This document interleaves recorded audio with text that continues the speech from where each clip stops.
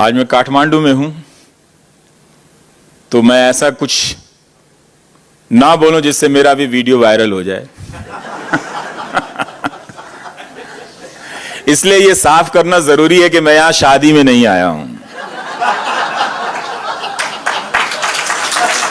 और हमारे देश के मीडिया का हाल देखिए कि शादी में जाना इतना बुरा हो गया है कि अगर मुझे यहां शादी में आना भी पड़ता तो मैं आयोजक से हाथ जोड़ लेता कि मैं जहां पर बैठूंगा शामियाना थोड़ा सा फाड़ दीजिएगा, उसकी सजावट थोड़ी कम कर दीजिएगा। फटा हुआ देख के शायद वीडियो वायरल नहीं होगा, क्योंकि शादी में जश्न मनाना बुरा होता है। उस देश में जहां एक सबसे बड़ा काम, हर दिन का काम, शादी की प्लानिंग में निकल जाता है, उस देश में इस बात को लेकर हंगामा मचा है मीडिया के जरिए कि कोई शादी में गया है। तो मैं वीडियो वायरल से बहुत घबराया हुआ हूं और इसीलिए मैं गोदी मीडिया की तारीफ करने के लिए हिमाल मीडिया में आया हूं। हम सभी यहां दुनिया भर में और भारत के मीडिया स्पेस में आ रहे बदलावों पर चर्चा करने के लिए जमा हुए हैं, लेकिन मैं भारत से बाहर गोदी मीडिया की बुराई कभी नहीं करता, सीरियसली। क्योंकि आईटी सेल वाले नाराज हो जाते हैं कि विदेश में किसी बुरी चीज की बुराई करने से देश की बदनामी होती है। तो इसलिए यह मेरा फर्ज बनता है कि मैं विदेश में किसी बुरी चीज की तारीफ करूं, तो मैं गोदी मीडिया की तारीफ करूंगा, मगर आप गोदी मीडिया को कभी अच्छा मत समझना। गोदी मीडिया भारत का अपना ब्रांड है, इसे भारत ने खोजा है, विश्व गुरु ने खोजा है। मीडिया के इतिहास में कई तरह के खराब मीडिया के उदाहरण मिलते हैं, लेकिन भारत के गोदी मीडिया का अपना ही क्लास है। दिल्ली और नोएडा में मीडिया का सत्यानाश करने वाले इस बात से अब खुश हो सकते हैं कि मैं काठमांडू में उनकी बुराई नहीं कर रहा हूं, तारीफ कर रहा हूं।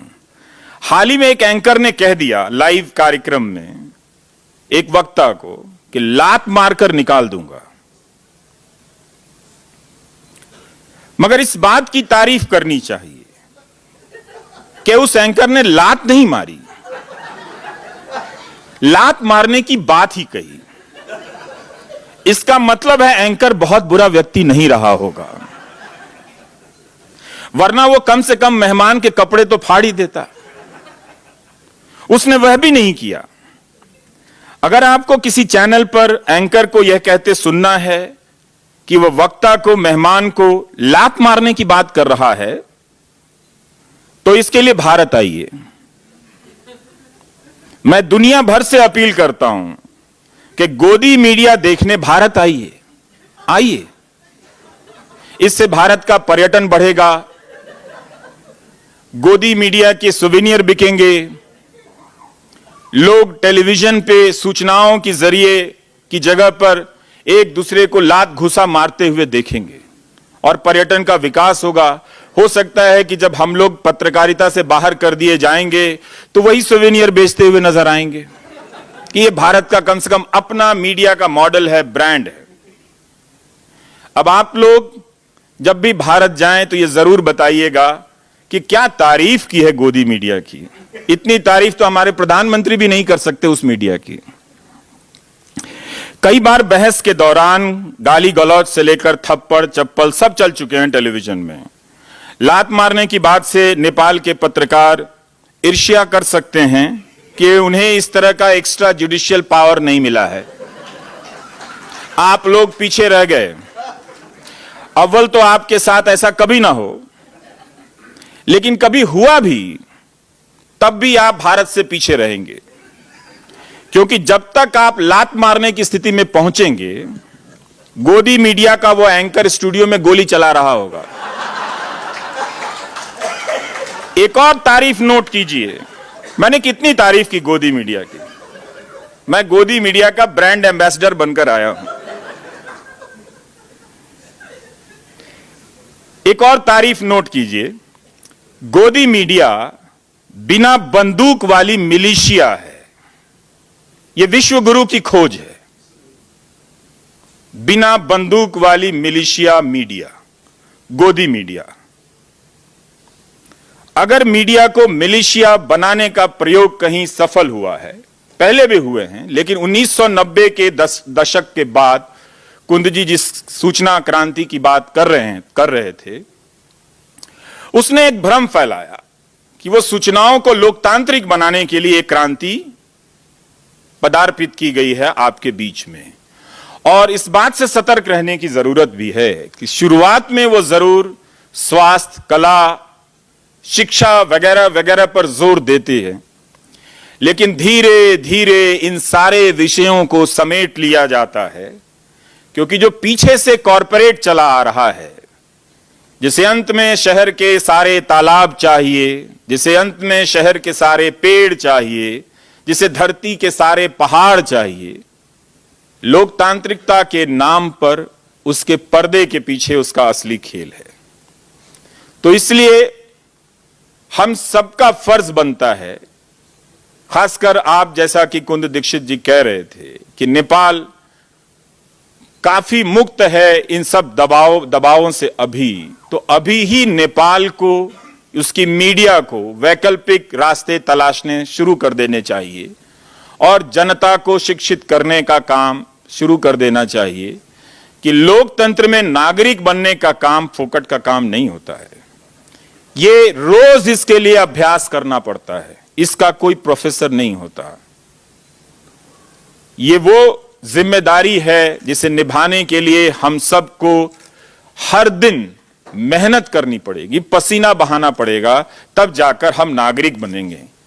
इस पूरी प्रक्रिया में मतदान करना सबसे कम शारीरिक श्रम का काम है, लेकिन शुरू से ही लोकतांत्रिक संस्थाओं के निर्माण में या आपके भीतर की लोकतांत्रिकता के निर्माण में मतदान को सर्वोपरि बताया है कि जलपान मत कीजिए, पहले मतदान कीजिए। लेकिन मतदान से पहले नागरिक होने का श्रमदान तो कीजिए। जब तक आप नागरिक होने का श्रमदान नहीं करते, आप मतदान करने के उत्तराधिकारी नहीं बनते, नैतिक उत्तराधिकारी नहीं बनते हैं। वैसे तो लोग शराब पी के भी, शराब लेके, पैसे लेके भी वोट देते ही हैं। तो दिल्ली से चलते वक्त मैंने तय कर लिया कि जहां कहा जाएगा यहां वहीं पे खड़े खड़े भाषण दूंगा। इसका भी बड़ा महत्व है। गोदी मीडिया के एंकर की तरह दौड़ दौड़ कर भाषण नहीं देने वाला। हमारे यहां के एंकर दौड़ दौड़ कर भाषण देते हैं। वो दौड़ते हुए आते हैं कहीं से, फिर दौड़ते हुए चले जाते हैं। और उनके रिपोर्टर की तरह कूद कूद कर बात नहीं करूंगा, क्योंकि गोदी मीडिया इतना ओरिजिनल है कि नकल करने में शर्म आती है, अच्छा नहीं लगता। किसी की इतनी मेहनत से खोजी गई पत्रकारिता की हम नकल करें, यह बुरी बात है। कॉपीराइट उनकी होनी चाहिए। तो उनकी वजह से भारत में दिग्दिगंत कुदंत पत्रकारिता का उदय हुआ है। एंकर दसों दिशाओं में कूद कूद कर जा सकता है खबर बताने के लिए। और एक ऐसा हुआ कि एक बहुत बड़ा एंकर दौड़ता हुआ आया, और दौड़ते दौड़ते आता है, वो योग गुरु को गोद में उठा लेता है। तो इसी तरह से उसी वक्त भारत में धावक पत्रकारिता का उदय हुआ। धावक सा उठावक पत्रकारिता, मतलब दौड़ते हुए आना है और मेहमान को गोद में उठा लेता है। अब लात मारने की भी पत्रकारिता है। और उस चैनल की रिपोर्टर कूद कूद कर खबर दे रही थी, उसे काफी जगह चाहिए। चूंकि इस पर उनकी कॉपीराइट है, तो मैं कूद कर नहीं, यहां से खड़े होकर भाषण दे रहा हूं। और हर कोई कूद भी नहीं सकता है, इसके लिए फिटनेस की बहुत जरूरत है। आप देखिए, मैं फिर से गोदी मीडिया की तारीफ कर रहा हूं। जो फिट होगा वही गोदी मीडिया के कुएं में कूदता रहेगा। अगर हमारे प्रधानमंत्री जी के साथ ये सारे एंकर और रिपोर्टर यहां आ जाएं, तो मेरा आपसे आग्रह है कि 2-4 बड़े मैदान समतल करके खाली करा लीजिएगा।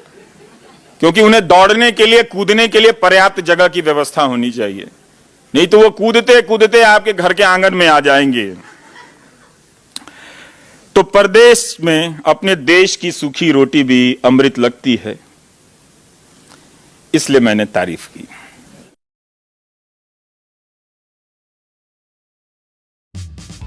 Please subscribe our YouTube channel TVS World News and click on bell icon for getting notification of our videos.